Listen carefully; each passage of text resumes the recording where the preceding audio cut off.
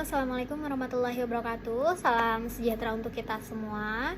Nah, sebelumnya saya ucapkan selamat datang dan selamat bergabung di tutorial online mata kuliah Ekonomi Moneter ya, ESPA 4227 begitu.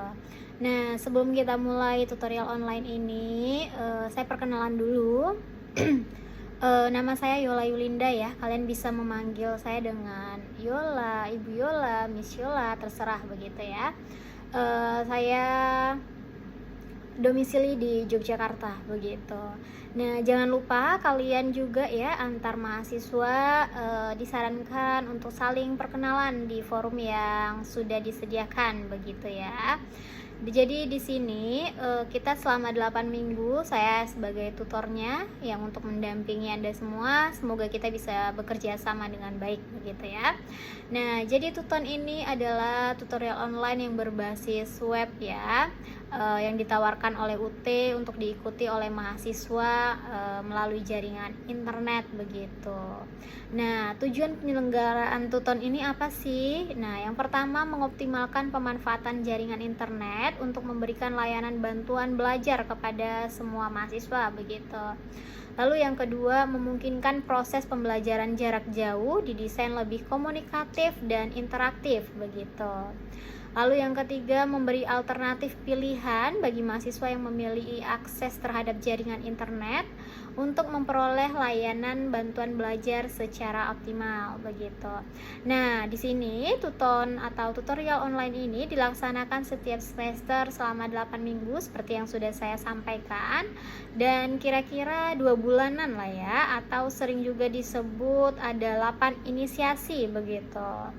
Nah, jadi di sini untuk kontribusi penilaian tuton terhadap nilai akhir sebesar maksimal 30% ya. Jadi nilai maksimal dapat diperoleh apabila kalian semua menjadi peserta aktif dalam melaksanakan tuton begitu. Jadi seperti peserta aktif itu apa sih? Yang membaca inisiasi, merespon dengan cara mengajukan pertanyaan atau tanggapan yang ada di diskusi begitu, atau mengerjakan tugas yang diberikan pada minggu 3, 5, dan 7 begitu. Nah, sedangkan peserta yang hanya membaca inisiasi aja tanpa ikut memberikan pertanyaan atau tanggapan ya dan jawaban tugas, kontribusinya hanya 20% seperti itu. Nah, mata kuliah ekonomi moneter ini mempunyai 3 SKS ya teman-teman semua. Nah, sehingga Anda disarankan untuk menyediakan waktu sesuai kayak kaidah SKS begitu, dengan membaca dan mempelajari modul serta materi pendukung secara mandiri begitu. Nah, melalui mata kuliah moneter ini Anda diharapkan dapat memahami ekonomi di bidang moneter dan keuangan serta memperluas cakrawala pengetahuan di bidang keuangan begitu. Mata kuliah ini terdiri dari 9 modul yang dipaparkan secara verbal ya, yang mana dapat dengan bahasa yang mudah untuk dipahami oleh kalian semua begitu.